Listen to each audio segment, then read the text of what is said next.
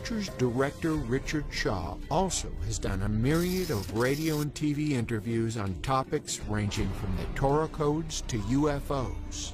On one of those interviews, he spoke with a caller who was in Special Forces in Afghanistan back in 2002.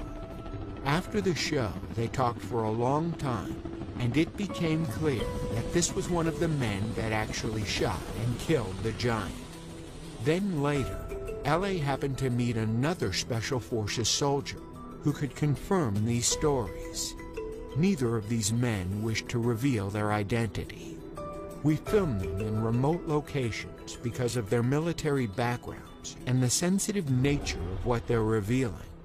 But both felt it was imperative to finally tell the truth.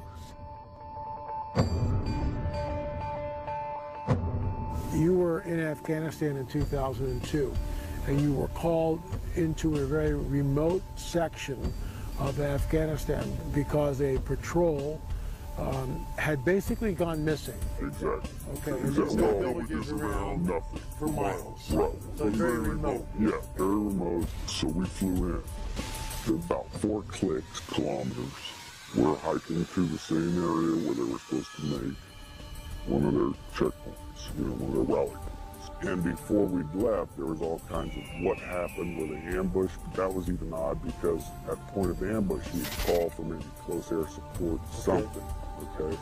There was no calls made, just off the grid. So we're coming down a mountainside, and it was a nice path, goat path. As we bent around this corner, you could see this opening of the cave. There's a cave as we're coming around. And then I see there's a lot of rocks, which is another oddity, and then bone matter. When I'm not close enough to identify what kind of bones, but I did see something I knew was a piece of our communications equipment.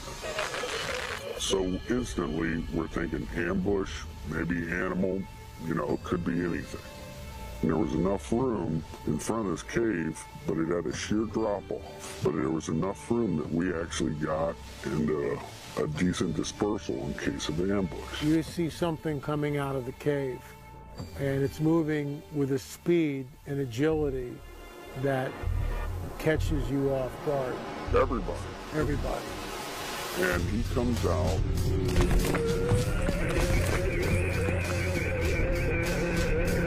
It was a man at least 12 to 15 feet in height.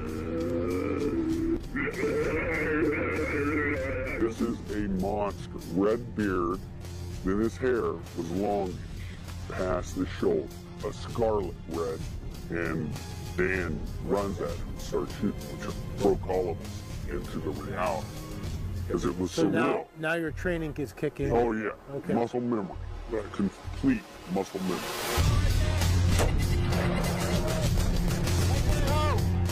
While Dan is moving at him, another bro of mine's laying down fire, and I start firing.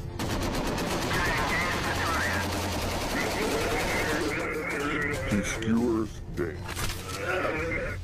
He's now got him on this pipe. It went through him. He's still got him, and he's coming after more. We all just clicked in. I don't know what it was, but I remember we're all like, shoot him in the face, shoot him in the face. Our weapons components were in force. We had 308s, and we had Barrett 50s. This is sounding longer than it took. We're talking 30 seconds. And he's taking multiple hits, and is still moving. And people have a right to know about this stuff. I mean, if there are 15-footers or 18-footers roaming the planet, and our military has brought them down, I mean, we have a right as American citizens. I mean, this isn't classified military stuff. This is something that we need to know, and it points back to the biblical prophetic narrative. What are your thoughts on that? I think, here's my personal opinion. My personal opinion is if it points that the Bible's accurate, they don't want it.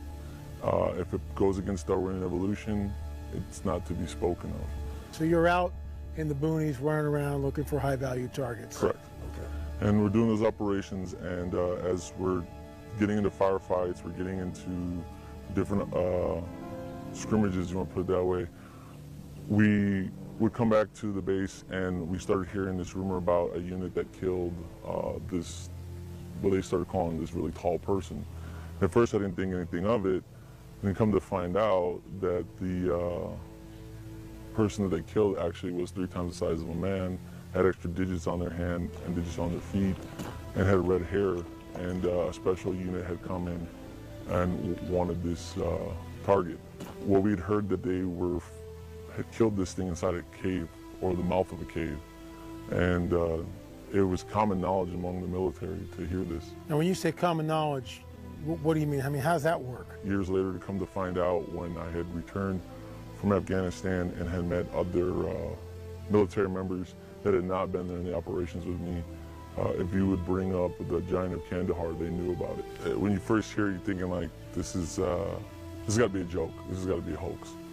But then after things go down a certain way and you keep hearing it, you start to realize it's not a joke. Our contact said 2002 is when they shot this 15-footer or taller, and you're now in this, you know, in the service around 2005. This word has gotten out, and what I find interesting here too is that if you're going to create a hoax, I get that, but you got details: 6 fingers, red hair, double rows of teeth, 6 digits on the toes, and of course that brings it right back into what we hear about in the biblical prophetic narrative, specifically the Nephilim. Your thoughts?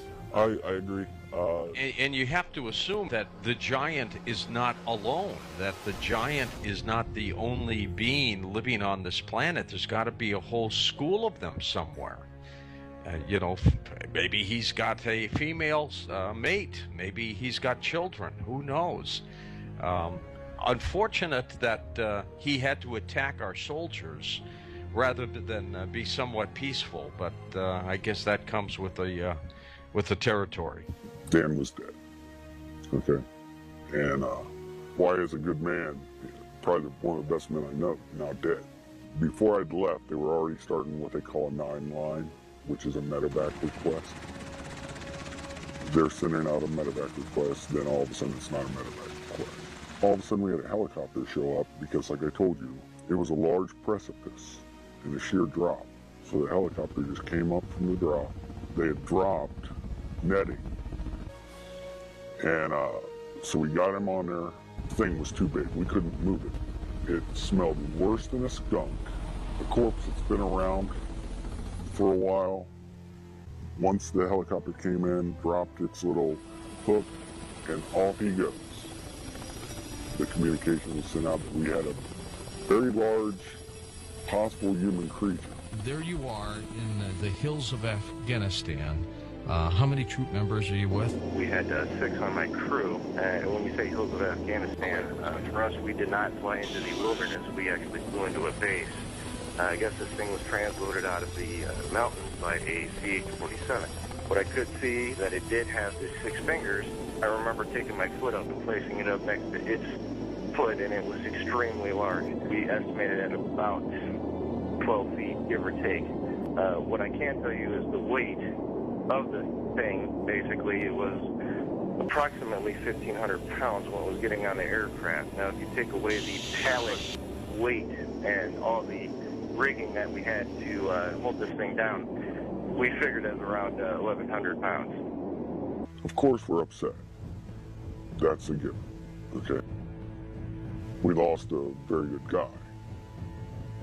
But add to that, you're discussing something that even in our after action report, they're saying rewrite it. And we had to rewrite it the way they wanted.